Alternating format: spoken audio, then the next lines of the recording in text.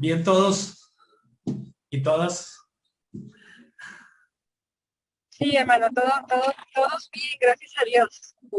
Gracias a Dios. Sí, ¿Se acuerdan dónde nos quedamos? Más o menos quedó establecida lo que era el tema de el hombre y cómo entra en la palabra profética, ¿sí, verdad? sí, hermano. Ok. Entonces empezamos a ver lo que era la condición del hombre, cómo fue formado, cómo fue establecido este primer hombre aquí sobre la tierra. El primer hombre había que sacar un molde y de ese molde, bueno, aquí estamos todos. Y es importante saber cuál era el origen de esto que el Señor iba a emprender, porque iba a emprender una cosa nueva sobre la tierra y esto era algo formidable. Hay una palabra profética que está aquí en Ezequiel, capítulo 28. De aquí nos agarramos para sacar más o menos un panorama acerca de los planes y el propósito de Dios para esta tierra. Dice en Génesis que el Señor creó los cielos y la tierra y tenía una causalidad todo esto. Pero ¿por qué hacer una tierra y un cielo donde ahora en el 2023 que nos concentramos en empezar a estudiar estas cosas, muchos cristianos no sabemos aún cuál es el motivo de nuestra presencia aquí? Todavía hasta la fecha hay mucha gente que no entiende cuál es la causa o el propósito para su vida en esta tierra. Entonces necesitamos entender un poquito de esto para poder plasmar el pensamiento de Dios cuando establece una tierra. Y aquí en el capítulo 28 habla dos personajes muy importantes. En el versículo 1 habla del el rey del el príncipe de Tiro. A partir del verso 1, verso 2 y verso 3. Habla precisamente de el príncipe de Tiro, no habla del rey de Tiro, habla del príncipe de Tiro como algo con lo que iba a haber lucha. Esto está hablando desde, esta palabra es una palabra revelada al profeta Ezequiel. Y esta palabra revelada al profeta Ezequiel narra el cielo y la creación, la caída del ángel, el lucero de la mañana, y empieza a darle forma un poquito al entorno que tenemos nosotros para saber cuál es nuestro motivo de nuestra existencia, dónde venimos nosotros a terminar aquí en las Escrituras, qué parte estamos formando de estas Escrituras, de esta creación a través de las Escrituras, y poder entender un poquito bien la temática de lo que va a ser el panorama profético de la iglesia. Ya lo hemos visto, aunque no se encuentra la palabra iglesia en el Antiguo Testamento, ahí está. Aunque después del capítulo 4 de Apocalipsis ya no se encuentra la palabra iglesia, también ahí está. No es con la misma nomenclatura, pero tiene el mismo sentido. Entonces, dice en el capítulo 28, vamos a ver el verso 11. Vino a mi palabra de Jehová diciendo, hijo de hombre, levanta endecha sobre el rey de Tiro y dile así, así ha dicho Jehová el Señor, tú eras el sello de la perfección, lleno de sabiduría y hermosura, acabado de hermosura. En Edén, en el huerto de Dios estuviste, de toda piedra preciosa era tu vestidura, de cornelina, topacio, jaspe, crisólito, berilo, ónice, de zafiro, carbunclo, esmeralda y oro. Los primores de tus tamboriles y flautas estuvieron preparadas para ti en el día de tu creación. La creación de este ángel no fue nada sencilla, porque iba a ser un ángel guardián, un ángel que iba a tener un trabajo muy especial en los cielos, y empieza a narrar aquí lo bien que fue creado, lo bien que fue hecho, pero hasta en la perfección puede haber algo de defecto. Dice en el 14, tú querubín grande, protector, yo te puse en el santo monte de Dios. Allí estuviste en medio de las piedras de fuego, te paseabas. Tú eras en todos tus caminos, perfecto eras en todos tus caminos, hasta que se halló en ti maldad. A causa de la multitud de tus contrataciones fuiste lleno de iniquidad y pecaste, por lo que yo te eché del monte de Dios y te arrojé de entre las piedras de fuego, oh querubín protector. Se enalteció tu corazón a causa de tu hermosura, corrompiste tu sabiduría a causa de tu esplendor.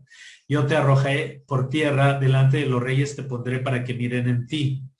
Vamos a poder identificarle, claro que vamos a poder identificarle. Va a estar sobre los príncipes, sobre los reyes de la tierra, pero también de los príncipes y los reyes del Señor. 18, con la multitud de tus maldades y con la iniquidad de tus contrataciones profanaste tu santuario. Yo pues saqué fuego de en medio de ti, el cual te consumió y te puse en ceniza sobre la tierra.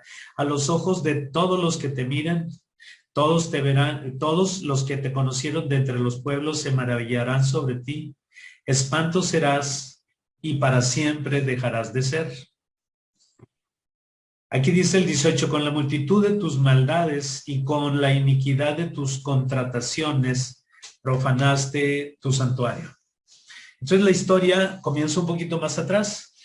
Este inicio de esta historia tenía mucho que ver en lo que no conocemos nosotros, que tiene que ver con más de 4 dimensiones o más de 5 dimensiones, pero el Señor lo llevó hasta lo básico. Él pudo haber, con lo que sucedió en el cielo, él pudo haber hecho un juicio y decretado un castigo para con Satanás. Pero la palabra misma, su palabra dice que Dios no es injusto. Entonces, en aquel entonces, como no lo hace ver Ezequiel, no había una ley que lo condenara, porque no se conocía el pecado, no se conocía la maldad, hasta que este ángel pecó. Entonces ahí inició la separación ahí hubo una diferencia entre lo que era luz y oscuridad. Empezaba apenas la era del pecado, pero en el pecado, en el cielo no existe el pecado. Bueno, en cierta manera podemos decir que sí existió. Entonces, Dios no podía juzgarlo y mandarlo a hacer un infierno especial o deshacerse de él, desintegrarlo así como lo hizo. Como Dios es justo, entonces tenía que enjuiciarlo con un juicio justo. Tenía que haber algo que pusiera un límite a eso que hizo Satanás, que fue la desobediencia. Entonces, en este verso 18 marca algo que es importante. Dice, con la multitud de tus contrataciones. Este ángel fue creado y fue hecho perfecto. Tan perfecto fue hecho que todos los ángeles se maravillaron y pensaron que este podía ser Dios. Pero dijo, un ángel, no un Dios. Entonces, él se vio tan perfecto y muchos de estos ángeles que estaban en el cielo lo vieron tan perfecto que decidieron darle un poquito de alabanza. Como a muchos de nosotros se nos puede ocurrir, ¿verdad? Tirar jiribilla o apoyar al que es de nuestra predilección. Entonces esos contratos tenían que haber sido con muchos ángeles que estaban allá también. No pudo haber sido de otra manera más que con ellos, con esos ángeles. Hizo esas contrataciones porque dice que era lleno de esplendor, una hermosura muy grande. Y para que el mismo Dios haya dicho que era perfecto en todos sus caminos, entonces nunca había algo que les dijera, esto no puedes hacer. esto tampoco puedes hacer y esto tampoco puedes hacer. Entonces, el Señor tenía que hacer un juicio, pero como dicen, un juicio justo, ¿sí? Y ese juicio justo se desprende de lo que hizo Dios ahí en el Edén. Entonces, la primera creación cayó, que fue este ángel. Entonces, Él no hizo la segunda creación, o sea, a nosotros, para darle una oportunidad a alguien que la menospreció, porque Él menospreció la honra que merecía Dios. Si ustedes se fijan en los 4 seres vivientes que aparecen en las Escrituras, era un arcángel como ellos, y estos se encargan de proteger, parecen los guardaespaldas del trono, ¿verdad? Así le llamaríamos ahora, pero son los que están más pegados, estos 4 seres vivientes al Señor. Entonces, estos 4 seres vivientes toman de ahí un poquito de autoridad por la cercanía, la presencia que tienen de nuestro Dios. Era necesario, pues, que se iniciara o se abordara un proceso para hacer justicia. No estamos hablando de una injusticia, una ilegalidad de Satanás. Él tampoco sabía que existía el pecado hasta que lo comprobó por su propia naturaleza. Su propia naturaleza fue la que cayó en ella.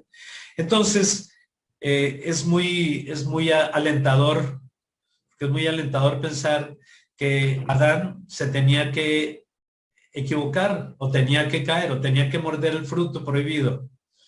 Entonces, si coincidimos en que es una secuencia la que tenemos desde el cielo antes de crear la tierra, esta secuencia, bueno, se viene dando porque venimos cayendo desde el cielo. Por eso dice que había 2 señales en el cielo, en el capítulo 12 de Apocalipsis. Había 2 señales en el cielo. Uno era de una mujer vestida de sol, y la otra era de un dragón de 7 cabezas. Entonces, finalmente nosotros estamos reaccionando de esas 7 cabezas del dragón. Sabemos que es Satanás. Había una cabeza que revive. Venía muerta esta cabeza de uno de los 7 dragones y revive. Entonces, esta parte es muy importante para poder ver la unión entre esta caída de Satanás y la formación de la tierra. La creación secundaria. Somos una creación secundaria.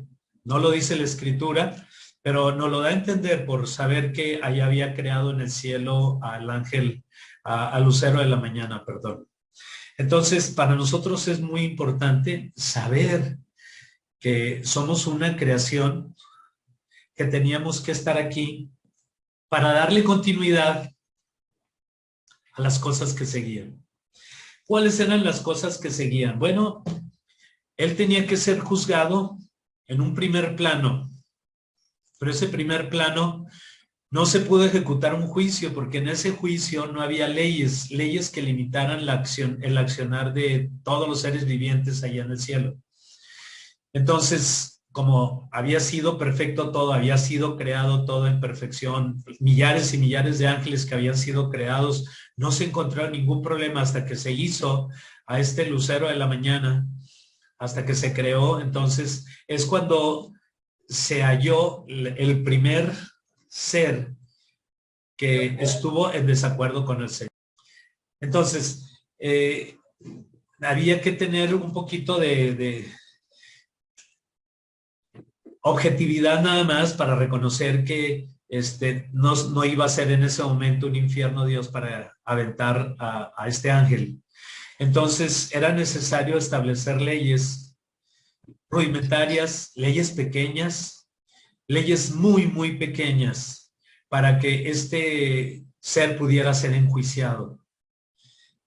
Y esto lo dice en su palabra. Hay un versículo que es muy importante, ya lo hemos leído en varias ocasiones, Salmo 149, donde dice que los hijos de Sión, los que se alegran en su rey, estos tendrán juicio, dice, con espados filos en sus manos. Estamos hablando de la palabra de Dios, que con la palabra de Dios vamos a poder establecer un juicio con Satanás, con los mismos parámetros que van a tener el resto de los demonios. Y para fines prácticos es el mismo parámetro que vamos a tener nosotros. Todos los seres humanos, aunque no seamos judíos, todos los seres humanos vamos a tener un juicio y va a ser un juicio justo. Aún los que no escucharon del Señor, los que nunca oyeron hablar de la salvación, Romanos capítulo 2 nos habla y nos dice que son salvación sus obras para sí mismos, porque lo que ellos hacen, eso es lo que justifica o los condena. Todo el capítulo 2 de Romanos habla precisamente de los que murieron sin conocer a Dios. Entonces, pero es muy importante saber ahora qué va a pasar con la iglesia en este acontecimiento que hubo allá en los cielos. Todo lo que iba a pasar con Satanás. Dice aquí en el el versículo 1 de Apocalipsis, de Ezequiel 28. Vino a mí palabra de Jehová diciendo, hijo de hombre, di al príncipe, aquí ya no está hablando al rey de Tiro, habla al príncipe de Tiro, así ha dicho Jehová el Señor, por cuanto se enalteció tu corazón y dijiste, yo soy un Dios, con D minúscula. Dijiste, yo soy un Dios, en el trono de Dios estoy sentado, en medio de los mares, siendo tu hombre y no Dios, y has puesto tu corazón como el corazón de Dios. Este está hablando acerca del pacto que va a hacer el anticristo con el pueblo de Israel. Es un pacto que se va a romper a la mitad de la gran tribulación. Entonces, está hablando primero del príncipe de Tiro y después habla acerca del rey de Tiro. Son dos personajes completamente diferentes que vienen en el mismo capítulo. Los está relacionando aquí Ezequiel porque los dos van a tener el mismo trabajo en los postreros tiempos. Entonces, aquí ya está poniendo las bases el Señor para enviar a Satanás a la tierra. Dice, en el 19 dice, todos los que te conocieron de entre los pueblos se maravillarán sobre ti, espanto serás y para siempre dejarás de ser. Bueno, uno de los detalles, porque hay muchas preguntas acerca de esto. Si ya sabía Dios que iba a pecar a Adán, pues ¿para qué lo hizo? Pero el problema es que Adán era otro instrumento para poder alcanzar a llegar a entender que un juicio para Satanás tiene que ser con bases muy simples, muy sencillas, que muchas veces pensamos que es una cartilla moral la que puede regir a este príncipe, pero es demasiado pequeña para él. Porque allá los ángeles no son morales. Los ángeles alaban al Señor, los ángeles son sus mensajeros, pero lo que hizo este hombre no tenía nombre. Por eso él estableció un formato nuevo y diferente para poder cumplir todo lo que se había propuesto en el cielo. Porque posiblemente hubiéramos sido otra creación si Adán no cae, pero era necesario que Adán cayera, porque ahí cuando estaba en el huerto, se topó con la serpiente y le dio a entender a Satanás que esa era su naturaleza. Una vez que Satanás coincide en que esa es su naturaleza desde un principio no fue buena, porque hay quien se atreve a decir que Dios hizo lo bueno y hizo lo malo. Él tenía un preconocimiento de las cosas, entonces que él hizo a Satanás. Bueno, en el principio del fin, que es el Apocalipsis, podemos ser engañados si pensamos que el diablo solamente estaba cumpliendo órdenes, pero aquí ya no eran descritas por el Padre, aquí él ya se había ido a hacer contratos con otros ángeles, es decir, ya estaba haciendo, ¿cómo le llaman ahora lo que hacen los aspirantes a gobernadores? Estaba pidiendo votos. Campaña. Campaña, estaba en campaña, entonces encontró a muchos que podían votar con él porque decían, no, es que de perfecto eres perfecto, hermoso eres hermoso, que tienes mucho poder. Y si te sientas en el trono, a lo mejor le andas quitando muchos aplausos al Padre. Entonces, eso fue lo que le hizo caer. ¿Qué fue lo que lo hizo caer? Lo que hizo caer a Adán también, o lo que nos hace caer a nosotros también. Pudo haber sido la soberbia, el orgullo, pudo haber sido la lejanía que tuvo este ángel con Dios, porque si ustedes se fijan, cuando habla de los 4 seres vivientes, dice que están pegados al trono. Dice, enfrente y alrededor del trono, dice Apocalipsis 4. Enfrente y alrededor del trono estaban ellos, pero cuando fue a hacer contrataciones no estaba en el lugar que debería estar. Fue un querubín, no como el resto de los ángeles, era un querubín protector, fuerte. Ya se tenía desde el cielo, estamos hablando de hace a lo mejor 100 millones de años o 1000 millones, no sabemos exactamente. Pero en nuestro tiempo muchos nos dicen que tenemos 12 mil millones de años, creo. Entonces, en ese tiempo no teníamos nosotros un parámetro de cómo podría venir. Y Satanás viene específicamente a esta tierra con 2 tipos de poder. Porque aquí dice que venía como las cenizas. Dice que iba a ser puesto como cenizas en la tierra. Dice, el cual te consumió y te puse en ceniza sobre la tierra a los ojos de todos los que te miran. Entonces, el único poder que tiene Satanás es mentir, robar y destruir. Entonces, lo que él hace con nosotros únicamente nos miente. Nos dice que no somos hijos de Dios, que Dios no existe, que hay muchas cosas en la región que son una farsa, etcétera, etcétera. Y el otro poder que tiene es provocar miedo en la iglesia. Provocar miedo a la iglesia. Aquí en la tierra es lo único que tiene. No tiene otra cosa porque no se le dotó de otros poderes. Se le mandó como si fuera nada más con las manos atadas. El problema es que llega a la tierra y en la tierra del ciego, el tuerto rey. Entonces llega con mucho conocimiento, él tiene mucho conocimiento de todo esto, pero llega atado. Esas ataduras las puso el Señor cuando se llevó las llaves del Hades al cielo, ¿verdad? Él fue por ellas para tener el control, por eso murió, y con su muerte quitó el poder a la muerte. Por eso ya no hay que le dé más poder al pecado, porque la espina del pecado, perdón, la espina de la muerte es el pecado. Ahí dice en 1 Corintios 5, 15, 54. Entonces, estos 2 personajes iban a anclarse aquí en un determinado momento. Y ese determinado momento es precisamente lo que vamos nosotros a analizar un poquito y a estudiar para poder determinar que nosotros no somos un plan B. La iglesia no fue un plan C. Que esta creación secundaria fue un plan B, o que la creación, la primer venida de Jesucristo como el Mesías fue un plan B para formar la iglesia. Dice que vino a las ovejas perdidas de Israel. En San Juan capítulo 1, verso 9, dice, a los suyos vino, pero los suyos no le recibieron. Entonces el Señor hizo un giro, cambió de dirección y dijo, bueno, entonces vamos a buscar a los gentiles. No, esto no fue así. No es que yo no quiera creer en las dispensaciones. Lo que yo sí creo es que Dios es un Dios de propósitos, es un Dios de muchos objetivos y esos están plasmados aquí en las Escrituras.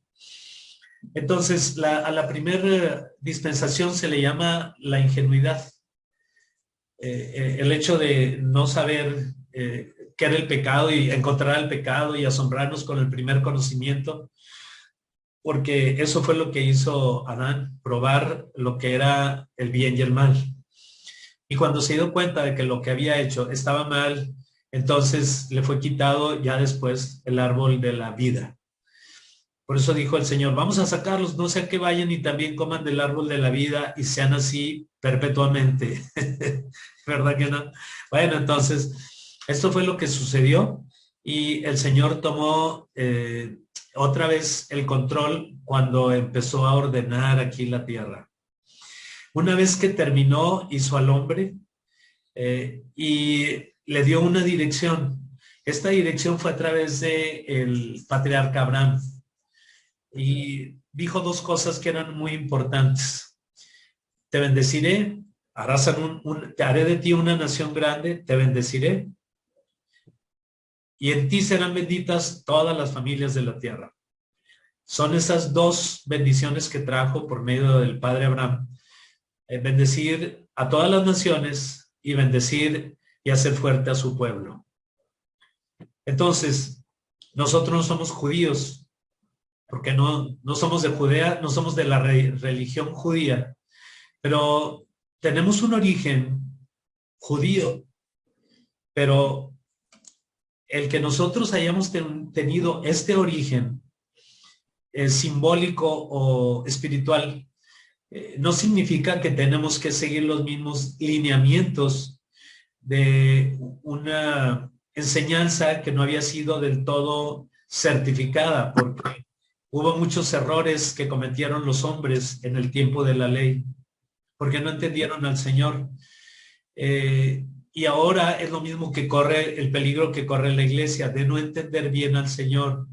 Por eso dice que la apostasía vendrá, como lo menciona ahí el capítulo 24 de Marcos, a partir de los primeros versículos, el 13, 14, habla de esta apostasía, que el amor de muchos se enfriará y por haberse multiplicado la maldad, la fe de muchos se enfriará. Aquí viene la apostasía. ¿Y cuándo se ve esto? En los últimos tiempos. No se vio en los primeros 2000 años, pero se va a ver en los últimos tiempos. Y el Señor nos asegura que la maldad se multiplicará, habrá mucha maldad, pero también muchos cristianos se echarán para atrás. Entonces, finalmente, cuando la iglesia empieza a ver que todo es dificultad, que los primeros 100 años hay mucha dificultad, no se esperaban. La primera iglesia que le llaman la de Éfeso, los primeros 100 años era todavía con siervos o participantes que habían conocido al Señor. Muchos eran discípulos de Lucas, de Pablo, de Pedro, de Apolos, todos ellos que andaban en aquel tiempo predicando el Evangelio. Entonces, era necesario que se estableciera firmemente una iglesia, que se estableciera un principio del accionar para los últimos tiempos, porque ahí nace, en esta parte de que vemos de Ezequiel, nace en el corazón de Dios darnos a conocer lo que va a hacer en los últimos tiempos. Porque ninguna cosa hace Dios sin avisarlo a los santos profetas. Dice que nada hace sin antes avisarlo. Bueno, aquí nos está avisando el Padre acerca de lo que viene en adelante. Y en capítulo 9 de Daniel habla precisamente de ese propósito. Y esto ya lo hemos visto, hemos hecho, estamos haciendo nada más, estamos repasando algunas cosas que ya habíamos tocado, pero otras que no habíamos tocado en este orden para ver el panorama profético de la iglesia. Y aquí dice en el capítulo 9, en el versículo 2, dice: en el año primero de su reinado, Daniel miré atentamente en los libros el número de los años del que habló Jehová al profeta Jeremías, que habían de cumplirse las desolaciones de Jerusalén en 70 años. Y cuando se dio cuenta y vio los años, los que corrían, entonces se asustó, porque dice, ya va a ser, dentro de un poquito de tiempo vamos a empezar nosotros a tener todas estas visiones consumadas. Entonces, ellos no sabían exactamente cuánto tiempo iba a pasar después de que vieran estas visiones para verse cumplidas esta visión, pero él sabía que estaba dentro de este tema, él sabía que estaba en ese renglón y que nosotros íbamos a estudiar de él. Por eso dice, En el 3, y volví mi rostro a Dios el Señor, buscándole en oración y en ruego, en ayuno, silicio y ceniza, y oró mucho e hizo confesión de pecado. Dice, ahora Señor, estamos en el 4, Dios grande, digno de ser temido, que guardas el pacto y la misericordia con los que te aman y guardan tus mandamientos. Y ahí en los siguientes versos habla de lo que ha hecho el pueblo de Israel. Lo más bonito es lo que le viene a traer el mensaje del ángel para que pueda entender él. Entonces, otra vez Gabriel dice, aún estaba en el verso 20, aún estaba hablando y llorando y confesando mi pecado y el pecado de mi pueblo Israel, y derramaba mi ruego delante de Jehová mi Dios por el monte santo de Dios. Aún estaba hablando en oración cuando el varón Gabriel, a quien había visto en la visión, al principio, volando con presteza, vino a mí como a la hora del sacrificio de la tarde, y me hizo entender y habló conmigo diciendo, David, ahora he salido para darte sabiduría y entendimiento. Al principio de tus ruegos fue dada la orden y yo he venido para enseñártela, porque tú eres muy amado. Entiende, pues, la orden y entiende la visión. La mayor parte de las iglesias ponemos mucha atención a los profetas, pero pocas veces ponemos atención a la orden, porque es una orden del Señor. Esto, cuando el jefe en el trabajo nos manda a hablar y nos dice que vamos a hacer algo ahí en la empresa, no nos habla para pedir nuestro punto de vista, pedir nuestra opinión. No nos habla para ver si nosotros queremos o no queremos hacer ese trabajo. Realmente nos habla para darnos órdenes y dictar nuestra orden de trabajo. Nos da una orden de trabajo y nosotros tenemos que cubrir esa orden de trabajo. Entonces, aquí muchas veces hemos pasado por alto esto, que es muy importante, donde dice en el versículo 23, entiende pues la orden y entiende la visión. Porque no es suficiente con tener una visión si no le deja un propósito para él. Entonces, son 7 cosas las que le manda a hacer a Daniel para que la profecía, esta profecía nos llegara hasta este tiempo. Entonces Daniel la redacta perfectamente bien y nos dice cómo le llegó y cómo fue la visión y nos está hablando acerca de esto. Y esta orden no fue para el pueblo de Israel, porque dice que son para los postreros tiempos. Esto a lo mejor nos brinca, no queremos brincarnos nosotros al pueblo de Israel, pero algunas veces nos puede brincar un poquito al no entender esta liga que tiene desde la creación, desde que creó a todos los ángeles allá, hasta este tiempo en el 2023, nosotros, ¿qué tenemos que ver con todo eso? Bueno, hay una liga muy grande. Si nosotros consideramos que hubo un panorama profético en el Antiguo Testamento y la iglesia nada tiene que ver con el panorama profético, entonces estamos en serios problemas. Porque el panorama profético nos pinta a nosotros a la perfección. Pero como no dice la palabra iglesia, entonces muchos teólogos no consideran que esté hablando la iglesia. Por eso dice la orden, 70 semanas están destinadas, en el versículo 24, 70 semanas están destinadas sobre tu pueblo y sobre tu santa ciudad para terminar la prevaricación, poner fin al pecado, expiar la iniquidad, traer la justicia perdurable, sellar la visión, cerrar la profecía y ungir al santo de los santos. Entonces dice, esta palabra fue determinada sobre tu pueblo. Está hablando al pueblo de Israel. Y sobre tu santa ciudad, Jerusalén. Está hablando de Jerusalén y está hablando del pueblo de Israel. No está hablando únicamente a los judíos, está hablando a los israelitas que estaban en el pueblo. Ya habíamos dicho que la nacionalidad es la israelí.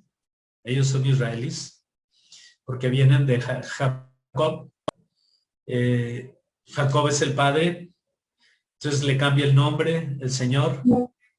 al cambiar el nombre, bueno, ya tiene otro más a quien hablar, y establece pacto con él, porque hace el pacto con Israel o Jacob, ¿sí? Entonces, es para el pueblo y para la santa ciudad. Aquí no dice que todo esto va a ser para la iglesia. Nada lo dice. Entonces habla de las 343 semanas que viene de el silencio sepulcral de los primeros 7 y 69 y 62 semanas. Dice, entiende pues, sabe y entiende que desde la salida a la orden para restaurar y edificar Jerusalén hasta el príncipe Mesías habrá 7 semanas que son las que se van a construir el templo, a reconstruir el templo de Salomón, y 62 semanas que son 343 años, más las otras 49 semanas son, perdón, 434 años, son 483 semanas, con los 50 años o 49 años de la primera semana. De los 7 años, perdón. Entonces, cuando llegan estas 62 semanas, son 483 años. Quedaba una semana de 7 años. Una semana de 7 años. Y esta semana de 7 años nos dice en el verso 27, y por otra semana confirmaré el pacto con muchos. A la mitad de la semana hará cesar el sacrificio y la ofrenda. Después, con la muchedumbre de las abominaciones, vendrá el desolador, hasta que venga la consumación y lo que está determinado se derrame sobre el desolador. Pero aquí nos está haciendo una reseña de todo lo que va a pasar en el tiempo cuando Él lo disponga. Una vez que lo dispuso así, de esa manera, así se va a cumplir, ¿sí? Por eso Dios habla muy claramente ahí en las 10 vírgenes. 5 eran precavidas y 5 eran descuidadas. Entonces ellas iban a hacer un trabajo, las 10 vírgenes iban a servir a la doncella, a la esposa que se iba a casar. 5 ya tenían preparadas sus lámparas con aceite llenas hasta arriba, y otras 5 no tenían sus teteras llenas de aceite. Cuando o escuchan la voz del marido, entonces salen a buscar aceite, y cuando regresan ya la puerta está cerrada. Entonces se ha tomado de muchas maneras estos pasajes, pero lo importante, y no dice que aquí las 5 vírgenes se fueron al infierno, no dice. Nada más dice que había 5 que estaban preparadas. Fíjense bien, pongan ojo, muchachos. Muchas veces decimos que es más importante la disposición que el estar preparados. Pero a Dios no le interesa una buena disposición, porque todos los cristianos, si nos preguntan, estamos dispuestos. La pregunta es, ¿cuántos estamos preparados? Porque son dos cosas completamente diferentes. Usted puede preguntar algo en la iglesia y habrá muchos que levantarán la mano y muchos que no. Pero lo importante es que todos se sienten con una aptitud, al menos de conocer la escritura, y en cuanto llegue la persecución salgan corriendo o sean arrebatados al cielo. Entonces, no, aquí nos está hablando el Señor que durante 2000 años se han preparado todos los hombres fieles, como Calvino, como Jacobo Arminio, como ¿quién se le ocurre? Jonathan Edwards, Charles Spurgeon, Whitefield. Hay muchos hombres que se prepararon y dijeron muchas cosas y todavía no hablaban mucho del Apocalipsis. Algunos sí, algunos no. Pero hace 500, 600 años, 700 años, no había llegado aún esto a tener un valor tan actual como el que tiene ahora con nosotros. Porque si ustedes hubieran leído el Apocalipsis, no lo hubieran creído, porque no había crecido la ciencia como ha crecido ahora en este tiempo. Por eso en Daniel 12:4 dice, anda Daniel, sella la visión. Si quieren, vayamos rápido a ella. Dice, pero tú, Daniel, cierra las palabras y sella el libro hasta el tiempo, dice, del fin. Séllalo y la ciencia se aumentará. Dice, muchos correrán de aquí para allá y la ciencia se aumentará. Bueno, entonces hoy podemos entender que esto se puede dar. Estamos más cerca que nunca de ese tiempo, el tiempo del Señor. En aquel tiempo, siempre dijo el Señor en aquel tiempo. Bueno, ya estamos en este tiempo. Entonces el Señor necesita gente preparada, no gente dispuesta. Porque la gente dispuesta se puede quedar dormida. La gente preparada ya no se queda dormida. ¿Ustedes se acuerdan de la historia que nos relata acerca de este varón esforzado y valiente que era Gedeón? El Señor lo manda con un grupo de soldados, pero le dice, son muchos. Por lo pronto, a todos los que tomen agua como los perritos, que agachan su cabeza hasta el agua, a esos mándalos a su casa. A esos no los quiero. Sí saben por qué, ¿verdad? ¿Alguno de ustedes? No, no sabemos. Bueno, es que cuando tú estás protegiéndote del enemigo y cuando estás protegiendo a tus compañeros que saben que dependen de ti también, entonces tú los estás protegiendo. Tú, lo más fácil es que tú agaches tu mano, hagas una cuchara de tu mano y tomes agua y lo traigas a la boca.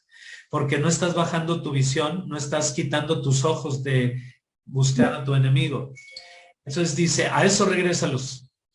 Primero regresó a los casados y luego regresa a todos los que toman agua sin cuidar las espaldas.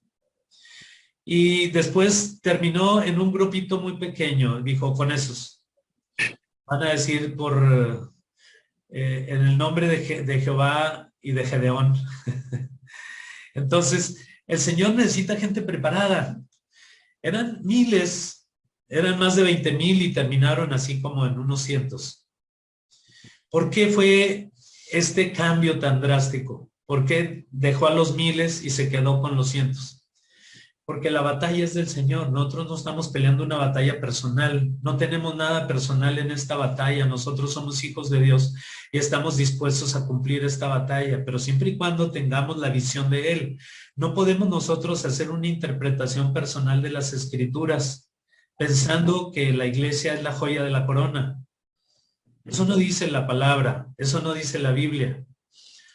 La orden que trajo a Daniel para que se cumpliese esa visión fue en las 70 semanas sobre Israel y sobre la santa ciudad. Dice, sobre tu pueblo y sobre tu santa ciudad. Entonces, nosotros tenemos que saber que hay un trabajo para nosotros, porque esta visión se va a cumplir. Solamente que dice aquí en el capítulo 9, verso 27. Para cumplirse estas 70 semanas del Señor, era necesario que se hiciera fuerte el pueblo de Israel. Cuando, no quiero hablar de esto porque no es el tema, pero yo quiero que ustedes pongan mucha atención. Ustedes han oído hablar de los dos géneros. Existen nada más dos géneros. Existen muchas ideologías de géneros, pero existen dos géneros. ¿Cuál es el género fuerte? Si ustedes tienen a una gacela y a un león, y ustedes quieren hacer una comparación de su fortaleza, ¿por quién se van? ¿Quién es más fuerte, el león o la gacela? El león. El león. Porque dice las ciencias naturales que en la teoría de las especies que hizo Darwin, porque él hizo la teoría de las especies, no hizo la teoría de la evolución, solamente la teoría de las especies, y de ahí se agarró a alguien más para hacer la teoría de la evolución. Dice que el más preparado, fíjense bien, el más preparado es el que tiene mayor poder de supervivencia. ¿Sí? Entonces, Cuando nace una gacela, a las 2 horas ya casi se pone de pie y empieza a succionar a la mamá. Y cuando nace un león tarda más o menos 29 días en abrir los ojos. Esto pasa con los dos géneros que existen. Dice el Señor, voy a hacer varón y hembra y los voy a poner, pero le dijo a Adán, voy a poner una ayuda idónea, ¿sí? Una ayuda ideal para ti. Y de eso se valió el Señor para hacer a Eva. La tenía que hacer igual o más fuerte. La hizo más fuerte. La mujer tiene una memoria privilegiada. La mujer sobrevive 3, 4, 5 embarazos. La mujer sobrevive una desilusión, una decepción. El hombre no. Nosotros nos acordamos de el número de teléfono, lo tenemos que buscar en el teléfono para encontrarlo. Nosotros podemos levantar 100 kilos de una sola vez, pero las mujeres levantan 300 todos los días, en pequeñas cosas, ¿verdad? Pero levantan. Entonces, realmente el género fuerte es el hombre, la mujer. Por eso nos hizo de esa manera. Entonces, cuando nosotros venimos a esta parte donde se topa una iglesia con un pueblo que no quiso nada con el Señor, pero todo está dictaminado, las 70 semanas están destinadas para el pueblo de Israel y para su santa ciudad. Dice, ¿y nosotros qué tenemos que ver en eso? Entonces, ¿qué problema tenemos nosotros? ¿Por qué nos manda a hablar a nosotros que estamos al otro lado del mundo? Bueno, ahí encajamos nosotros perfectamente bien. Nosotros empezamos a tomar forma, porque empieza a decirnos, a hablarnos un poquito el Señor acerca de nuestro trabajo. Y dice aquí en el verso, ya terminamos, en el verso 27, perdón. Y por otra semana confirmará el pacto con muchos. El Salmo 89. Dice en el verso 3, hice pacto con mi escogido, juré a David mi siervo, diciendo, para siempre confirmaré tu descendencia y edificaré tu trono por todas las generaciones. Dice el 89:20, allá a David mi siervo lo ungí con mi santa unción, mi mano estará siempre con él, mi brazo también lo fortalecerá, no lo sorprenderá el enemigo, ni hijo de iniquidad lo quebrantará, sino que quebrantaré de él a sus enemigos y heriré a los que le aborrecen. Mi verdad y mi misericordia estarán con él, y en mi nombre será exaltado su poder. Asimismo pondré su mano sobre el mar y sobre los ríos su diestra. Él clamará, mi Padre eres tú, mi Dios y la roca de mi salvación. Yo también le pondré por primogénito, el más excelso de los reyes de la tierra. ¿Se dan cuenta en el lugar que tiene a David? Y el más excelso de los reyes de la tierra. Para siempre le conservaré mi misericordia y mi pacto será firme con él. Mi pacto va a ser firme con él. Por eso dice que lo va a confirmar su pacto por muchas generaciones. Dice el 29, pondré su descendencia para siempre y su trono como los días de los cielos. ¿Se dan cuenta lo que está haciendo con este siervo David? Entonces, él hizo un pacto con él a perpetuidad, porque dice aquí en el verso 3, hice pacto con David, con mi escogido, juré a David, mi siervo, diciendo, para siempre confirmaré tu descendencia. Y si ahorita se levantare algún cojo, algún paralítico que estuviera en la calle y dijeran, hijo de David, y volteas, inmediatamente ve a atenderlo. Porque eso es lo que viene, lo que sigue va a ser muy importante. Es precisamente esa parte que tiene que ver dónde nos encontramos nosotros ahí en el Antiguo Testamento. Desde las escrituras de los profetas, los escritos de los profetas hasta ese tiempo.